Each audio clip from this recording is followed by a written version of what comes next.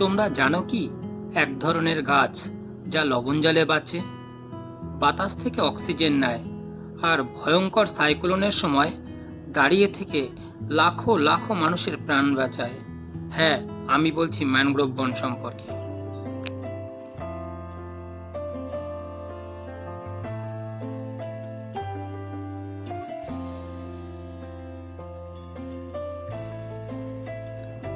এক কথায় বলা যেতে পারে, যদি কখনো ক্লান্ত হও, বিরক্ত জীবনের কোলাহলে, এসো একটু গাছের নিচে বসো, সমুদ্রের শব্দ শোনো, মেঘের গল্প বোঝো। কারণ প্রকৃতি কখনো কাউকে প্রশ্ন করে না, শুধু নিঃশব্দে জড়িয়ে ধরে, যেন সত্যিকারের প্রিয়তমা।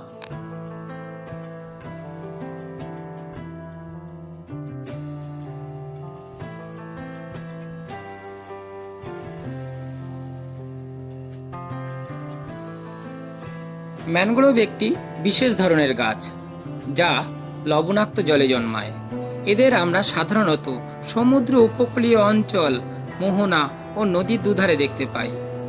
ম্যানগ্রোভ সারা পৃথিবীতে 123টি দেশে আছে। সুন্দরবনের ম্যানগ্রোভ পৃথিবীর সবথেকে বড় ম্যানগ্রোভ, যার আয়তন প্রায় 10,000 বর্গ কিলোমিটার। এটি ইউনেস্কো ঘোষিত ওয়ার্ল্ড হেরিটেজ সাইট।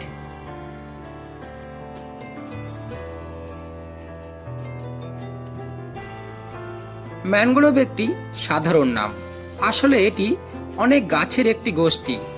এদের মধ্যে কিছু বিখ্যাত প্রজাতির বৈজ্ঞানিক নাম হচ্ছে রিজোপোরা ম্যাক্রোনাটা, আরিসোভিয়া অসিফিনালিস্ট, বুরুগুইরা জাই মনোহর হিজা।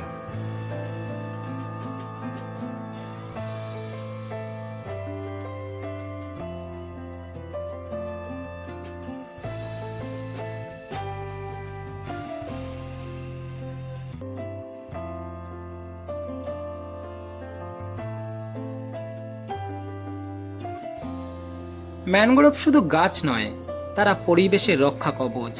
এই গাছগুলি ভূমিক্ষয় রোধ করে ও মাটি শক্ত করে আঁকড়ে ধরে রাখে, ঝড় জলোচ্ছ্বাস থেকে উপকূলকে রক্ষা করে, কার্বন ডাই অক্সাইড শোষণ করে ও জলবায়ু পরিবর্তন কমায়।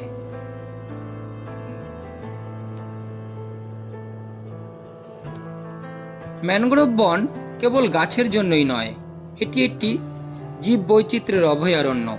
এখানে কাকড়া, কুমির, হরিণ থেকে শুরু করে অসংখ্য পাখি ও মাছের আবাস। শুধু তাই নয়, সুন্দরবনের ম্যানগ্রোভে রয়েছে রয়্যাল বেঙ্গল টাইগার।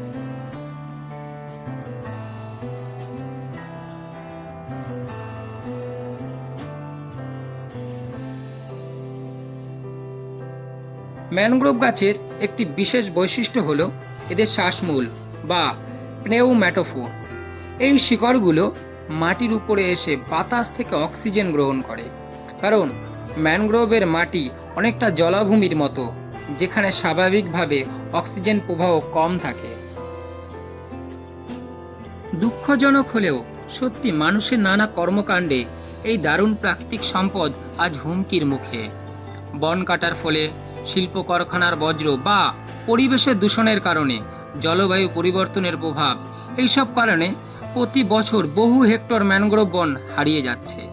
বিগত 30 বছরে আমাদের পৃথিবী থেকে প্রায় 1/4 ম্যানগ্রোভ বন ধ্বংস হয়েছে।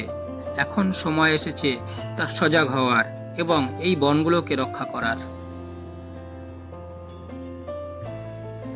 বন্ধুরা, প্রকৃতি আমাদের দিয়েছে অনেক কিছু, এখন সময় এসেছে তাদের কিছু ফিরিয়ে দেওয়ার। ম্যানগ্রোভ বন বাঁচলে বাঁচবে উপকূল, বাঁচবে জীব বৈচিত্র্য, আর বাঁচবে আমাদের ভবিষ্যৎ প্রজন্ম।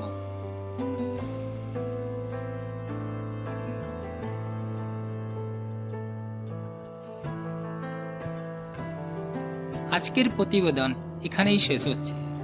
বন্ধুরা, আবারও দেখা হবে নতুন কোনো প্রাকৃতিক অভিযানে। আর হ্যাঁ, এই ভিডিওটি শেয়ার করে মানুষের মধ্যে বার্তা ছড়িয়ে দিতে পারো। ভালো থেকো, সুস্থ থেকো, আবারও দেখা হবে। নমস্কার।